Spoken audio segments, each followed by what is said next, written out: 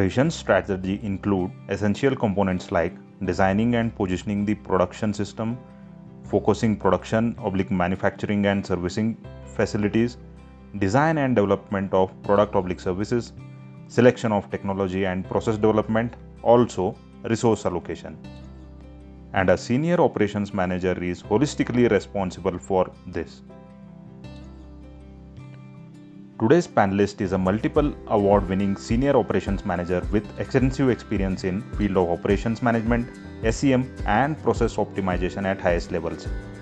Col Razzaque Adil is a military veteran who has served the Indian Army, National Security Guards and United Nations Organization. With outstanding leadership and exceptional business optimization and analytical skills, as a COO, he has led his team twice in a row towards receiving the prestigious Best Unit Trophy. So without wasting much of our time, let us welcome our today's unique and prestigious guest. So to begin with the interview, please tell us the plan and the decision. How did you decide about transitioning from the armed forces service to the corporate world, sir? Okay. Okay. So, like, I think this is particularly, the decision part is a very personal one to every veteran. And in the case of, say, short service officers, probably it is a decision that they already saw coming. And for the case of PMR officers, there is more deliberation because you are at a certain age and things. Anyway, in my case, I would say the decision was purely on personal grounds. And mainly, if I have to put it down to one reason why I wanted to transition to corporate, was genuinely to explore, work outside the military domain also. So I'm actually been if you count that training and all, almost 24 years plus in the military and doing, of various different roles, but still in the same org and on similar lines. So, and so I wanted to explore basically what else is there in this world, what else can we do. So that would be the main thing. And yes, I did take a realistic look at my careers in the armed forces, where I was going, where I would reach there, and a cost benefit analysis, right? So I did all that, and that is how I reached that decision that it's time to transition to the corporate world. So please share your experience of executive business and general management program that you have pursued from IIM Lucknow. Okay. So I think before I come to that, I think in your first question, I would just like to add the timelines. So I was commanding a battalion in Dras, and then I came with that battalion to Rajasthan, and I was supposed to hand over command, but because of some issues, I had to extend my command. So I commanded my battalion for almost 4.5 years, right? Almost 4 years. And during this, we got the chief citation. And once I left, just after I left, we also got the Army Commander's unit citation. So when I, got these units, we got the unit citation. This was in January 2020. And so sort of I had taken a decision. Now I have, reached some sort of a pinnacle within the army by getting this award. So maybe, so why I'm saying, so that happened in Jan 2020, right? So somewhere around Feb. And I actually transitioned and I was out of uniform on 31st of August in 2022. So you can say it's almost 2 years, but it would have been shorter, but it got prolonged because I was like obviously not expecting that my command will get prolonged. And when you are in command, you cannot apply, right? And you don't think also about any of these things. So that is how it is. So now why I brought out this point is this whole decision to go for the IIM and all, it is also linked to this whole timeline, right? You have to fit it into the timeline. So first of all, it is a good course to do, considering that it is you are doing it in the army's time. You are getting salary paid from the army during that time, and also you are the army pays 2/3 of the course fees also. And let's be very frank, the effort that you what would otherwise require to do a in-campus course in the IIMs in India, uh, that would be very high, right? Whether you plan to do it a 2-year MBA through CAT or a 1-year MBA, executive MBA through GMAT, you have to pass those exams, right? And that really takes a lot of effort. So this is like you're automatically getting into the IIM. So it is the easiest way to sort of get to the IIM campus. That is one. Now the experience, it will depend upon various things, right? One is the learning experience. The second is the networking. The third is the placement and the efforts that you take towards getting a job, right? And also how you are preparing yourself for the corporate world. Now the learning, I did it in IIM Lucknow, Noida campus. So, and generally all IIMs have a similar standard of learning and faculty. So I can probably generalize it to all IIMs. I will not generalize to the other 2, 3 institutes where you can do this course. IIMs definitely have a brand recognition, right, all across the world. You put a IIM in your resume, at least somebody will notice that, though it is not a full-time course like the others would have done. And so learning is tremendous. If you are serious about learning, you can learn a lot. And that time when we think how is it going to help me get a job, it's true that IIM certificate or that learning does not directly in any way help you get a job. But once you get a job, and especially if you get into operations management or any of these non typical security jobs, where you may not need it that much, but in all other jobs, you definitely need all the skill sets that you learn there, whether it is your advanced Excel classes, the classes on business communications, and of course, operation management, supply chain. There's a tremendous amount to be learned and to be used once you get a job. So yeah, it's a good course from the learning point of view. But at the same time, that course is not going to get you a job because they don't have, and this is something I need to put it very empathetically here, there is absolutely no placement for us through this course by the institutes, right? The IIMs do not run any official placement initiative for us. However, the student body themselves, they form a placement cell, and the IIM does help us by giving us contacts in various corporate domains, and then it is up to us, that's a placement committee, to get those corporates to come to campus, or at least go through our the resumes and all, right? So in that way, do not expect anything that I'll do this course and I'll get a job there. No, that it will have to be an individual effort or a group effort by the batch.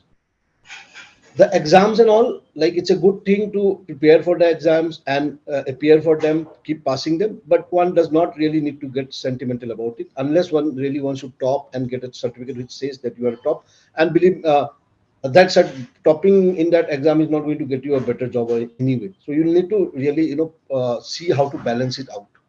One thing, you really need to do those 6 months, you really need to use those 5.5 months for your networking within that batch and outside in the corporate world to link with people and get jobs and all. So you cannot not do that, right? At the same time, you cannot only just keep networking and not pay attention at all in class, because see, this a college, like it's not only a college, it's a university. They don't treat you like they will treat us in our army courses, keeping a nominal role and taking attendance or something. You can miss classes, nobody's going to really ask you much. They will not say it openly, but nobody gets thrown out or something because you miss classes. But there is a certain amount of attendance that is required to be obtained, and you need to get some reasonably decent grades in the exams. They're very, the exams are pitched at our levels. Okay, this is not that typical IIM question paper that they will give it to the regular MBA people. It's very easy, and it's easy. I mean, not very easy. I meant to say it's quite easy to pass it if you have done reasonable amount of studies in the class, or 1 day or 2 day prior to the exam. So that is in a nutshell about the experience in IIM. Sir, that was a very in detail experience of yours in IIM Lucknow. So now there is a general notion about the PMR officers that in what all aspects we should decide upon selecting a particular DGR course. Can you elaborate on that? Okay, so like I told in the earlier question also, there is not much to pick between the institutes. They are more or less, they can all help you equally only. All IIMs are more or less equivalent. Of course, traditionally, IIM ABC, that is Ahmedabad, Bangalore, and Kolkata, are supposed to be considered quite high in rating, so that brand value they have. However, for us specifically, if it was, I would say the parameters should be your other things. For example, where do you belong to, or where do you plan to be after that? For example, if you want to be in, say, NCR, maybe it is best that you do it in IIM Lucknow, Noida campus, or you do it in that the other institute which is there, IMDT, I think, right, and FTII. So these institutes, because it's like in continuation, right? You, while you are doing that course, you look for job, you might need to go and meet people. So if you're in the same city, it will help a lot, right? So that should be one criteria. Secondly, look at where your home base is. If you are in a peace station and you are located near any of these institute, it's not a bad idea to be near, because many of these institutes do not give you accommodation. Some of them do, some of them don't, based on their uh, availability of, like if they have some batches going on and they are short of accommodation, they will not give you. So then you will have to get into the entire Adam hassle of hiring a house, commuting. So all this additional work will come your way, right? So if you're like, I was posted in Delhi when I did this course, though it was a long way from my home, every day 1 hour commute one way, but I did it from my home, and I was spared from all the other Adam hassles, like the accommodation and everything which other people had to go, who had houses or went into those studio apartments in Noida. So this would be the criteria, I would say, that go for where go to the one where you would like to stay on work. Secondly, if it is near to where you are located at the present time. And thirdly, yes, it will also depend when you are coming out, right? So if you are coming out at a particular month and the course that has to finish while you are there, so you'll have to see it as per that. Continuing our discussion about the transitioning, sir, Mm. what would be the right time to decide about when to transit for PMR officers as well as for the SS officers? SL officers, I would not comment too much, because I would not probably be the correct person to give that answer. Of course, I had SS officers in my battalion when I was the CO, and I have seen them transitioning, so I have some idea, but not as much as a SS officer would have. However, I can say, like, you have to decide well in advance. Okay, if your decision is going to be based on whether you get a PC or not, assume the worst, that I'll not get, and then start deciding. Because if you get a PC anyway, you don't have to do anything. You just continue. But if you don't get, at that time to start this whole mental process is not a good idea. So this is one. For PMR officers, I would say, if you have taken a decision to leave, then as soon as you complete your 20 years, just go. Don't wait for all these considerations that my son is in class 9, let him complete class 10, or I am in a peace posting, I'm in a good place, let me complete this posting and then I will do. Because your age is against us, PMR officers, right? Most of us who come out is somewhere between 40 to 45, and 45 is not a very great age to come into the corporate world. When I transitioned, I was 43, and so 45 is some sort of a, it's not a blocker at all. People do transition and get jobs at 55 also, but you don't, like, the earlier you leave, the younger you are, it's easier. So therefore, for PMR officers, I would say, as soon as you complete your 20 years, leave. One thing is there, that you must give yourself 1 year, is what I feel. From your decision to the date you will get out, you need to give yourself 1 year. There are reasons for this. You have to make certain preparations, right? Financial, other things about your family and all, you have to take care of those things. Then if there are some certifications and all that you would like to do, you need time for that. Thirdly, if you're planning to do this DGR course, that itself would take 5 months. So 1 year is the minimum, I would say, one should give oneself for getting out. Though I said, don't delay, but at the same time, don't come out of the army just for the heck. Okay, I have to get out next month or something. It does not really help, because you have to look ahead and plan it from there. And so this is what, and timeline wise, you will also have to cater for how much time for PMR officers. I'm saying how much time it takes for your application to get approved, and then how much time they give you after that. They're supposed to give you 90 days. One good thing about the PM this DGR course is that whatever be the date on which you are supposed to have retired, once you start doing this course, the date is changed automatically by MP5, and they will give you a date or MS branch which is exactly 2 weeks after the last day of the course. So say this course was supposed to end in so suppose you are supposed to have retired on 31st of April, but you join this course on 1st of March. Now this course is finishing somewhere in July, you will retire in July. But at the same time, if you want to retire before July, that is your original date of leaving, that is 31st April and 31st July, you can leave. You just have to pay slightly more for the course. But say you get a good job and you want to leave, you can just leave. So it's a good option that to do it through the course. So please tell us about your current job and role of what you are working in Amazon. Yeah, so Amazon is a very vast company, and it's very difficult for people within Amazon to even understand each other's work, right?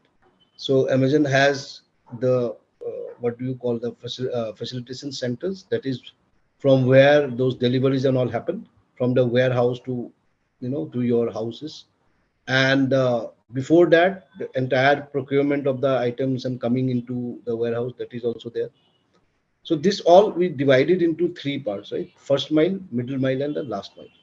So first mile is like the first initial process of the procurement of the items and coming into of those items, like the products we sell through Amazon, coming into Amazon.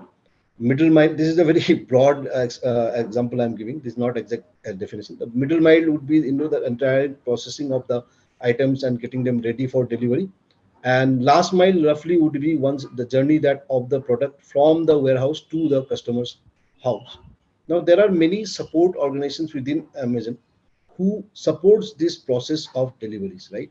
Somebody looks after the the softwares or the you can say the digital interface that Amazon uses. Somebody looks after how the drivers and all are controlled. Somebody looks at the packaging. All this thing comes under uh, last mile, right? So I work in a place called Last Mile Analytics and Quality.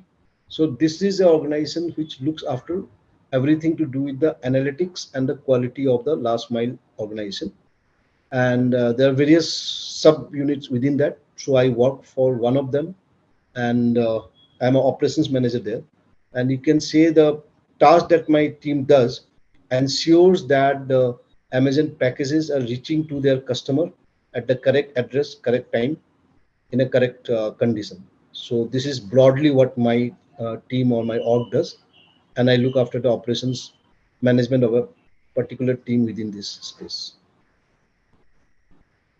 What is the veteran hiring drive initiative done by the Amazon, and were you hired through the same hiring drive?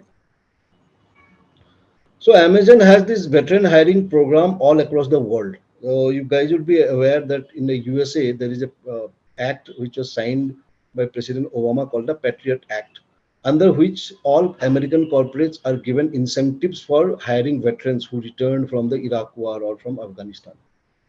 So Amazon and many other American MNCs also have extended this policy of hiring veterans, not only in USA but across all countries where they have employees. And there is a certain percentage, I would not be aware how it is, but and Amazon has different hiring programs also. There is something called the Futures Leader programs, wherein people from the campuses like the IIMs and all prestigious institutes are directly recruited. So our Armed Forces Veteran Program is also one such hiring program. Now, it did not happen in the campus per se, right? Because Amazon vacancies are team based. So when I came into this team, this particular team had a vacancy, right? They advertised it, and in that day, whenever they prefer veterans for a particular position, they do uh, uh, in that job description or in the advertisement, they do specify that armed forces veterans will be preferred, right? So I was referred by somebody who was already working in Amazon. That time I was with Reliance. So somebody referred me and I got a call for the interview. And So I just said through the interview, it's a six-step process, and Amazon interview we can cover it separately because it's a, that itself is a very large topic. But yeah, so so that's how I got hired.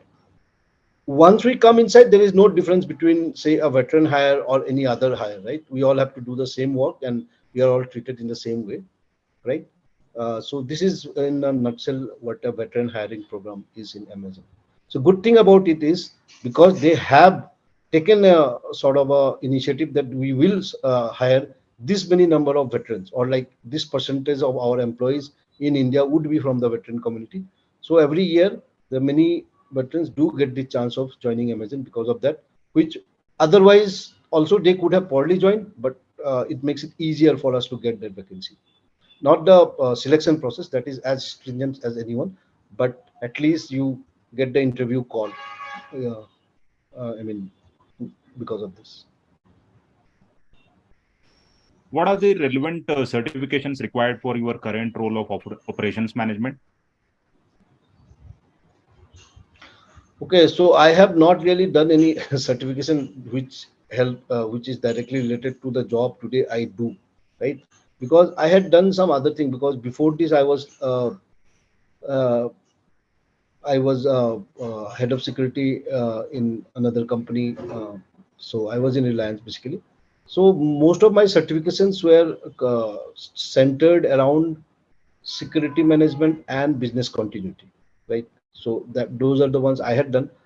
I was planning to do PMP, but then I joined the IIM course and I just didn't could not manage the time. But if you ask me for operations management, I would say what would help. One would be a PMP would help to some extent because it teaches you those terms and some of the processes of corporate operations management. And of course, the executive MBA and all would go a long way, but that is not really a certification, right? That's a full education. And also in many of these IIMs and even ISB, they have those certificate courses, which is like online, operations management courses. That would also help to some extent to understand the terms and all, which later on you start using once you get the job. So please tell us about the CPP certifications that you have done. Okay. So, so CPP is so when I was coming out, when I decided to transition, there are two things that I had kept as my priority. One was operations management or supply chain management, and the other was the security management. Right, being an infantry officer and with some exposure with NSG, and also I thought, now if one wants to work, and my first job, by the way, was in security management because, like I said, I had joined Reliance as the head of security in the Reliance corporate park. So if one desires to do a job in security management domain, then CPP is a certificate which would, it's not compulsory or mandatory, but it helps. Right? It's like certain exams that we pass in the army, which gives a boost to our careers, something like that. Now, in the world, there is no world body for security, right? So there is this American Society of Industrial Security, which by default has become something like a world body when it comes to security management, because there is no other body in the world which is as big as them. There was to be one in Europe, but that's no longer functional now. And they have this series of certificates. CPP is one of them, and people who are coming from the army, because CPP is like the top certification in that, and for that you are supposed to have certain amount of experience in the security management uh, profile, and therefore most people who come out of the army, they go for the CPP. There are another certificate called the PCI, which is for investigations, and the other one which is for physical security, right? But CPP encompasses these two also, so it's like the gold standard of security certification. It's a self-paced, self-study certification in which, like, you have to study the material and then schedule your exam, whether you want to do it from your home or you want to go to a Prometric center, which are there in India also. And you go to the center, and even in that center, like, you're basically giving an online exam, but you give that 4-hour online exam. The results are like instantly produced, and then you get the certificate. So this is broadly CPP certification. Now, how does one go about preparing it? So that would be like a lecture in itself. But and I did take I think one or two such webinars once I had passed my exam for others. But very short, I'll cover here is like there's a vast syllabus. Like there are 5 books which are prescribed by ASICs, which are known as the POAs. These are available on their website on payment and or on print also. Like some people get the printed copies, share them on themselves. Online version is not downloadable, so you have to like it will be available to you online, and then you study there, and you cannot download it into a PDF or something, right? So these books do change once in a while. I think the last revision was 2022. I was part of that revision of the new this thing because ASIC just randomly selects people based on their I think test score. So I was one of them.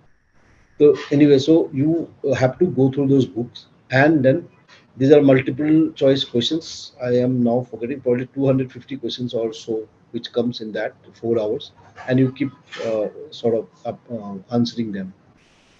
Every question does not have the same amount of marks. It is something like GMAT, right? There is a weighted average to the answers. Like some answers will fetch you, like some correct answers will fetch you higher marks, and some will fetch lower marks, but you will not know, right? Which one is like weighted at what average, and there are no negative markings.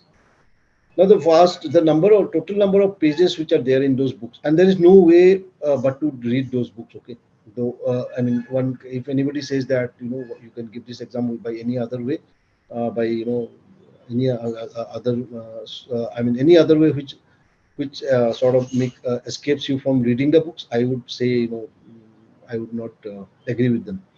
So when you have to read those books once, and let's say that you have got your serving officer, so you have got something like 2 to 3 hours every day, and on the weekends more, maybe five hours each on Saturday, Sunday, and then you and like if you do a rough calculation, we had done this earlier, that it takes almost 3 months to read that entire set of books once. Okay, maybe slightly less, maybe take 2 months, but not lesser than that.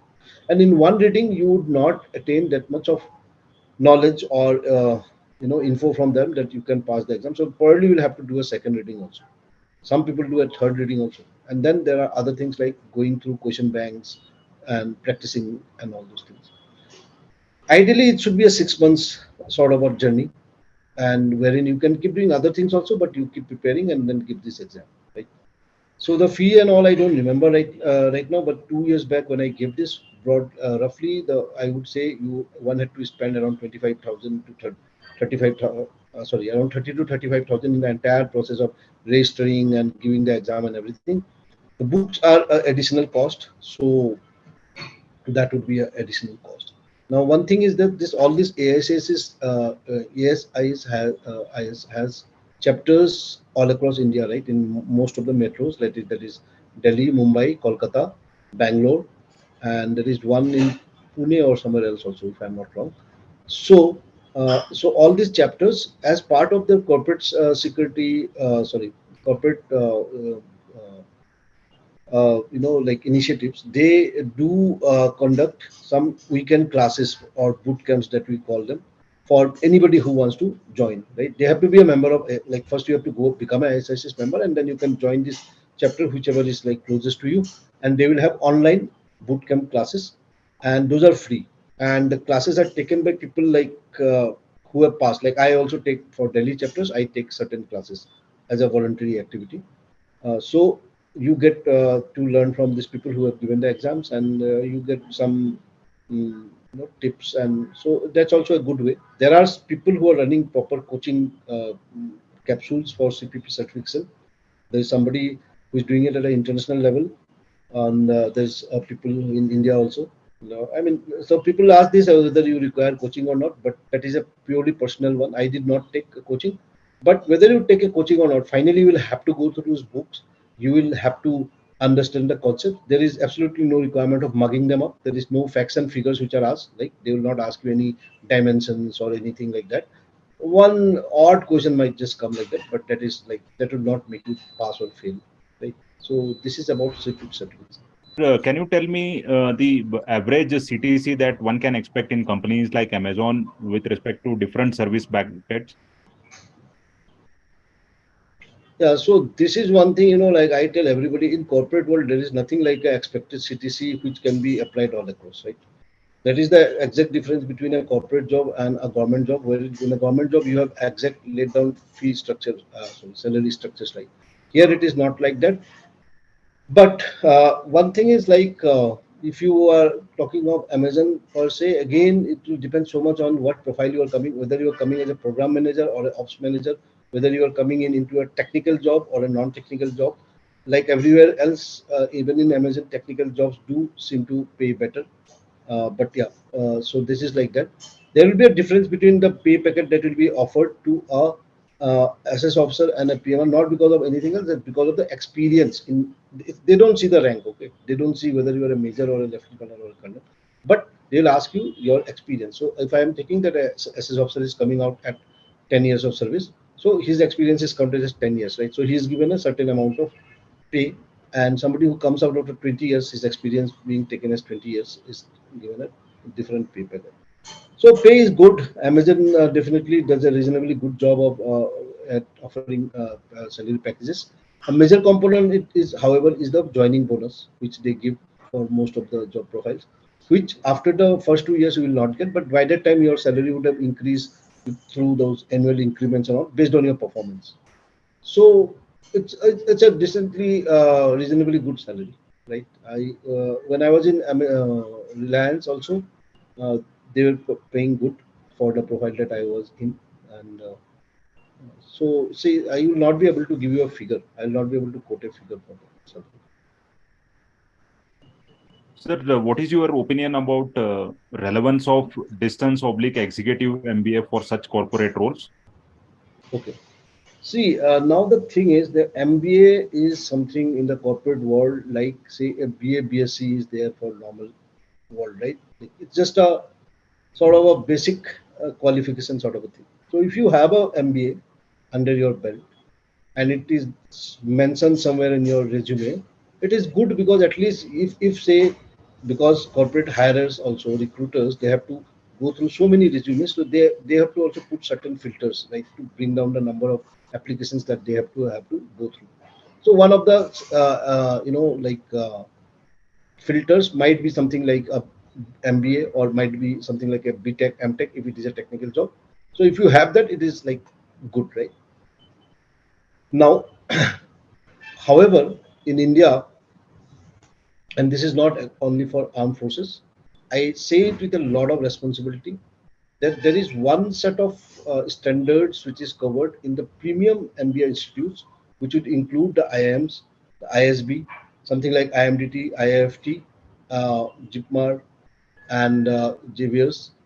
Uh, it's not the exhaustive list, which is called a tier one MBA institutes, right? So the value of those institutes, their certificates, their teachings is way above the entire rest of the institutes, right?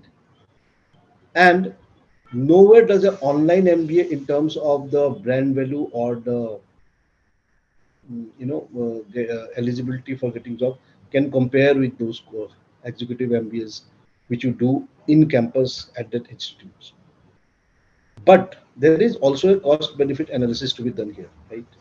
You are going to these institutes. First of all, you will appear for CAT or GMAT. I am saying executive MBA, so it's GMAT, right? You will require some certain amount of time and money to be spent in your preparation. Then you say you qualify. Then the fees are quite high. For example, something like ISB cost is beyond 50 lakhs, and then you'll probably take a student loan. So on the student loan in India is, if I'm not wrong, around 10%. And there will be also ancillary cost, like if your family is going to stay with you in the campus and all those foreign tours and all that they take you up. It's quite a high amount of money that you are investing yourself upon yourself, right? And the returns will come from it, but you need to see your age also probably, right? At what age you are, what is your ambition, so you do that. I did not do an executive MBA, but if somebody is doing, I would say it's not it's a good idea to do. And especially for SS officers, I would definitely say, age is on your side. Definitely go for a good MBA from a good premium institution. Those online MBAs are good only if you want to have that MBA in your resume, which is also a good thing to have, right? And between one online to the other, believe me, there's not much of a difference. Seriously, you should just think of it in line, okay, I need an MBA on my name. So let me go for the one where I will spend reasonable, not the maximum, and also I have to give this much of effort because you also have to dedicate time for your studies, right? So that is how I would look at it. So what are the other different roles available in Amazon, and what one veteran should aim for it? See, Amazon is very vast, like I told earlier. So there are all sort of jobs, right? There is security management also. There is something called the SLP, right? That is security and loss prevention. Then you will have operations management, I mean logistic roles, and you will have roles at the facilitation centers wherein you are doing that hardcore, supply chain management. That is ensuring. So it's very vast, right? And there is also AWS, which is a sort of a technical space. That is the Amazon Web Services. I would not say there is anything that a veteran should particularly aim for, because once you come to Amazon, every role and every sub org within Amazon has its own plus and minuses. It's like where you, what are your skill sets and where you qualify to go, and then where you get it, right? For example, say somebody, you want to work in AWS, and the job is a technical job, or you will obviously require technical qualification for that. Probably a BTech. If not, then maybe some courses in data science. So if you have those, then you should aim for that. But one thing is, like, it's difficult to predict where you will end up at. For example, I had applied, I mean, I was referred earlier also for some other roles, including security management. The interview call never came there. Maybe they would have shortlisted somebody else, before me. So I got an interview call for this one, which I had no idea about that such an organization even exists in Amazon. And when I joined it only, I really realized what it does. So it's like that. So I would say if you are keen to work for Amazon, keep your options open and join wherever you are getting your first chance. Because in Amazon, one of the best things is the IJTs we have, right? The internal job transfers. You can, once you are into Amazon, you can look where, you are in a place, say, where you want looking to change, and then you find out something better, which is better for you.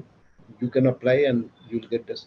And there is a many jobs in Amazon are earmarked for internal job transfer, so they will take only somebody who has already been in Amazon. So don't worry about where you will join. If you want to, if joining Amazon is a criteria, then just join wherever you would get a opening is, I would say, and where you fit in. Sir, as you were mentioning earlier, you were working in Reliance on a security job role. So was it Yeah. difficult for you to shift from a security nature job to operation management, and how suggested it is? Okay, so I must clarify one thing. I worked in Reliance for like just a month. And I must also clarify why. Actually, what had happened was it was a very good job, and I'm not just being diplomatic. And I was getting paid one of the highest salaries that one can get in a security management job on joining. Right. This was told to me by people who were already working in Reliance before me. When I joined, that okay, you seem to have got a good this thing. But that job required me to be physically at a particular place, right? And at that time, I was undergoing a lot of things. There's some things with my family and some things to do with medical things that I needed to be not there in Mumbai, but to be able to travel very frequently. So that would not have been possible, and I would not be doing an honest job, right? Doing if I So that's why I sort of decided to move away from the security management job. Had I not had that personal problem to solve at that time, I would have definitely continued for much longer. So I came out just because of that. So in my case, it's not really a change from security management to ops management, because I came out in 31st August, right, from the army. 9th September, I was in Reliance, and I very soon I was here in Amazon. Though when I left Amazon, sorry, Reliance, I did not have this job from Amazon. I knew that I will have to leave, and then I started applying. Okay, so it is that. Now going to where people, for other people say, Yeah, see, you do get slotted, right? You cannot escape that fact. See, if you are doing a security management, it is not that you cannot transfer to ops manager or vice versa, especially for veterans. But I mean, like your like you will much easier get a security management job if you another security management job than an ops management job. So वही से ना, it's sort of a path बन जाता है. So if you go there, but at the same time, I will tell again one thing. This I tell everyone: do not worry about your first job. Am I into security or not? It's a very important thing to get a good job at a good level at a good salary, right? And therefore we can switch. The best thing about corporate world vis-a-vis our armed forces world is that it's possible to do a lot of movement laterally, right? So if you are keen for ops management, try to get ops management job in the first go itself. But if you are getting a good security management job, do take it up and keep looking for wherever you want to land up. Okay, just one thing I would like to add there. So there is some sort of a conception I find, especially in the mind of young officers, that security management is sort of a very stake, or it is not at all. When we say corporate security management, it's a very different thing than what we see in the armed forces. It's a management. Okay, it's just that you are managing within the domain of security, but it's a management job, and you have to deal with a lot of things, especially with all the technologies which have come into security management in today's world. As a director of ECHS, please tell us its benefits in comparison with private insurance policies. Well, I would say that it's one of the best health insurance schemes that is available not only in India but all across the world. And the main difference between a private health insurance or health uh, insurance scheme and ECHS is that in ECHS there is no upper limit to the expense that you can incur medically, right? Only thing is you will have to get it approved through a process, and that approval takes some time and all. Even uh, in a private health insurance, that approval needs to be taken. Here, only because ultimately we as an organization are slightly bureaucratic and it does take time. But it's a because there is no limit, right? So if you are undergoing a treatment, for my young friends, I would like to in in a private hospital or somewhere, in 1 week only you will end up spending more than 5-10 lakhs, and most of your even corporate company insurances, they don't cover you for more than 10 to 15 lakhs, right? Maybe Reliance is one of the best schemes, they have a higher limit, but still it's not unlimited. But ECHS, like if the treatment is justified and it is approved by the approving authority, there's no limit on what is the cost. It covers you, it covers your immediate family. So that way it is a very good scheme, right? Only thing is, yes, like all things to do with our government things, including the army things, it does take time. Sometimes we are not as agile, right? uh, so that, and when you go to those polyclinics, maybe you feel that it's a long line. So that is one thing, but it's a good scheme to have, right? And what do you pay actually? You pay something close to 1 lakh rupees from your retiring benefits, right? And then it's for your life. It's just one time payment, and for life you are authorized. So it's a very good scheme to have. I would highly recommend everybody to go for it. I mean, there's absolutely no uh, you know uh, disadvantage of being in it, right? You can always have a, like today I have a corporate health coverage. I have ECHS. I also have a one health insurance I had purchased earlier before joining corporate. But having the ECHS is not detrimental in any way, right? So it's a good scheme. One should go for it. Sir, any last word of advice you would like to quote for the veterans under transition? Yeah. So I will summarize some points. I had written it down. So please pardon me if I am not looking at the camera while I am going through this list, because I made some note. And this is sort of what I'm going to say now is a bit of a summarization of all the answers to the questions that we had discussed. I might have to be brief because this is a video. If any one of you want to have a follow-up thing you want to ask, you can connect with me on LinkedIn. I will request my LinkedIn ID and on Twitter, both you can add. So do people do reach out, and I'm just giving upfront some during the week I may not able to be reply to your messages because it does become very hectic. My working hours are 10 to 7, so it becomes difficult. But definitely on weekends I do look into, and it is one of my things because when I was transitioning, a lot of veterans I reached out to, they did give me good advice, they helped me in whatever way they could, and this is the payback I feel all of us need to uh, do to our brethren, and therefore I will definitely provide you the info or assistance where I can. Okay, so first of all, one thing about transition: be realistic, and be realistic also about why you are transitioning. Right, the reason has to be correct. Like I said, if it is a decision thrust upon you, like say you are a short service officer, and for some unfortunate reason you did not get a PC, so you have to go out, right, and you have to transition. So it's not a choice you are making, but it's something which has come your way. But for the rest of the people, there is a choice, right? You as a SS officer, whether you are opting for continuing or not, you are making a choice. For PMR officer, you're making a choice. So therefore, when you're making this choice, be very realistic about why you want to come out, and do talk to people and find out that whether the things that you are thinking are really practical outside in the corporate world or not, right? Or I would say in the civil world. Sometimes people do not like it, you know, when veterans like us give hard answers, like, or myth, or we do myth bursting. People feel that we are trying to be negative or trying to. It's not. It's just telling you the truth about how things are. So be realistic is one thing I would say. Second is transition is a process, right? Like any place where you go for a job, when you would have joined the armed forces, whether you joined through the NDA or the IMA or the OTA, you would have prepared for it. You would have studied a course, whether it was your 10 plus 2 or your graduation, in which you would have attained those qualifications which make you eligible for your armed forces.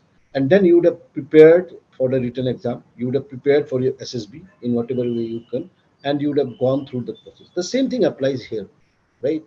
Now you have taken a decision that you want to transition. So what do you have to do? You have to attain those qualifications or whatever is required to go into the domain in which you want to. Then you have to prepare for the process, whether it is an interview or whatever process is there for getting inside there. And then you have to uh, do your work, and then finally you have to be attend the interview, do well, and all those things. So treat it like this. Do not take it for granted that okay, I am transitioning and some job will come over. Jobs will come, but you have to, you know, grab the right job for yourself with the right preparation. Right now, one thing is like financial benefits are one of the. Let's be very frank. Financial benefit is a motivator for many people who transition. But understand that everybody does not get the same pay, at least not initially, right? There is a rough calculation done by somebody whom I forgot, I read it somewhere. And now that I'm outside, I agree with that calculation very broadly that if you are a PMR officer, that is somebody with 20 years of service, the salary and the perks that you are getting inside the army to match the same lifestyle when you come out. Of course, you'll be getting your pension, but the pension will be half of that money, and many of the privileges will go, like the free housing and all. So to maintain the same lifestyle, you need to get a job which is somewhere in the realm of minimum 25 lakhs per year and preferably around 30 lakhs per year, right? So if you get a job at 30 lakhs per year plus your pension, you would maintain the same lifestyle that you are doing. Now, anything above 30, the more and more you get, your lifestyle will improve, your finances will improve, right? But in India, you do a survey, like there are good sites like Michael Page and all, or Glassdoor. If you put a filter for jobs which pay you above 30 lakhs per year and 40 lakhs, you will see very limited jobs, right? So everybody will not get a job which pays more than 40 lakhs. Very few will get a job which pays more than 50 lakhs per year. I know, right? But some people will get. So be realistic, right? Aim for the best, get what you can. If you are not getting, it's not the end of the day. You can always, sort of jump with more experience and do well. Another important thing, once you have decided to transition, please start doing your research. Talk to people who have already done it and talk to a range of people. Do not go by just the words of one or two people. You should, every weekend, you should call up people, take time from them on WhatsApp, talk to them, note down whatever you find useful and discard what you find is a repetition, right? Also attend or be part of these WhatsApp groups, Telegram groups, and places like the one we have, like this video which you are going to see. This time, you have to give that time and keep learning more and more, right? It will help you. When I was that 1 year of my transition, I was part of so many groups. No Saturday, Sunday, every weekend I was attending and paid webinars. I was paying money with attending, and 80% of those info I am not using today, right? But that 20% has made all the difference, and you cannot just go and pick those 20% straight away. So you'll have to give your time, right? For SS officers or anybody who is young, right, below 40, I would say think long term. Everybody needs to think long term, but you have time on your side, right? And you're looking at a long career outside.